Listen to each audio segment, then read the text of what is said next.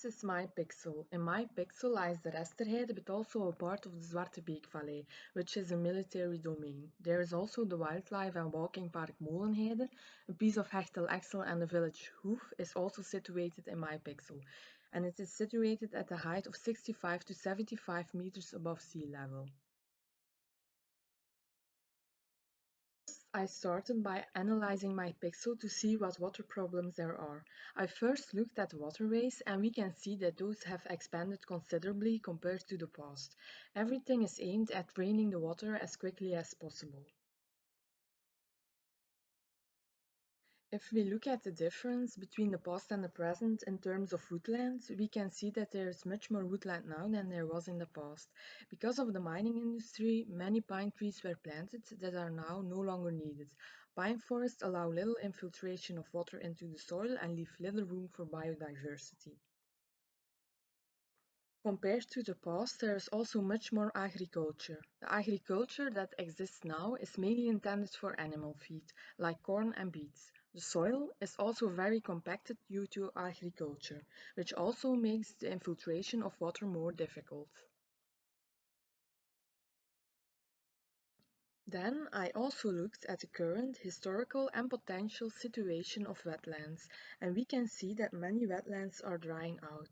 As the peat areas dry out, CO2 is released, so wetlands should be rewatered in places where there is potential.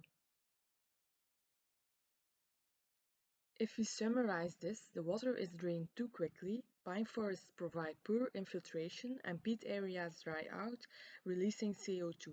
In order to solve this, we must therefore ensure that we infiltrate water better, buffer it, and restore wetlands.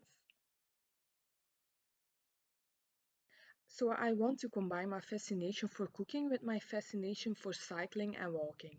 In my pixel runs a bicycle highway, which used to be a railway. This is 41 kilometers long and also continues to Eindhoven. My idea is to create a food landscape along cycling and walking routes with an eye on the water problem. By placing layers on top of each other, I looked at how a system can help with infiltration and buffering of water. The highest area will be used for infiltration, and the middle area can provide an even distribution. The place with a high potential for wetland and at the same time a low point in the pixel can provide buffering of water. Here you can see a system overview.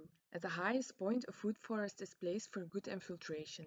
In the middle area, there will be agroforestry with swales for even water infiltration. At the lowest area, where there is also potential for wetlands, there will be paludiculture that also serves as a buffer. To determine and demarcate the project area, the plot boundaries indicated in yellow were considered. For the part of the agroforestry with swales, this is done using the contour lines. Furthermore, it was also determined where the greatest potential is for wetlands, to build up from there the layers of agroforestry and in the higher area the food forests. On the high area there is now a pine forest. This will be converted into a food forest, which will ensure a better infiltration of water. It improves the biodiversity of the area, and a food forest can also capture 40 tons of carbon per hectare per year in soil and crops. A food forest is a layered forest system and consists of 7 layers, like the crown layer with small and large trees, bushes, ground covers, and so on. Aspects of all these layers are edible, so you can get a real taste landscape. Forests will be alternated with picnic areas, and infrastructure could be built with the felled pine trees. In the middle area there is now agriculture, where the water is drained as quickly as possible. This will be converted to agroforestry with swales. The water will be collected in the swales and distributed evenly. That is why the swale must always run parallel to the contour lines.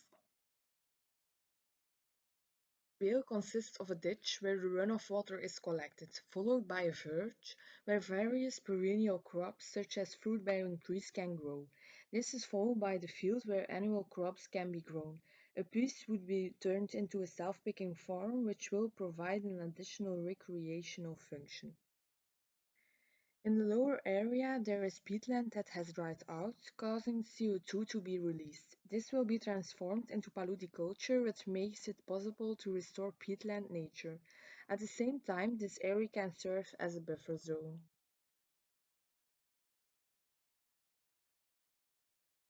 agriculture, fruit such as bulrush and watermint can be grown, but water buffalo can also be kept. These have the advantage that they live on grass and leafy water vegetation and therefore do not need extra power feed. They can also stay outside in winter. The milk can be used to make buffalo mozzarella, ice cream, and yogurt, which can also be sold locally. Bike path runs through the food landscape. Along the bicycle route, so-called nodes are created. These are points where different landscapes and routes come together.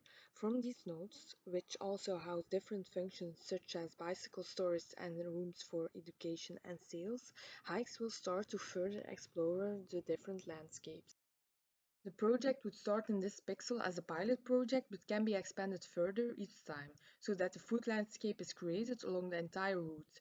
This can also create a short chain from product to user. Furthermore, at any time of the year, there is something to pick in this landscape. Management would be at a regional level. The neighboring towns of the bike route can provide management. They will also benefit from the project. Additional jobs are created and there also will be a positive influence on tourism in that region. This management can be done in cooperation with the farmers who can take care of the maintenance of the areas. Users can consist of both tourists, like the people staying in the holiday resorts, and the local residents of the bicycle route. Finally, it can also play an educational role. Children can get more in touch with nature and learn more about where their food comes from.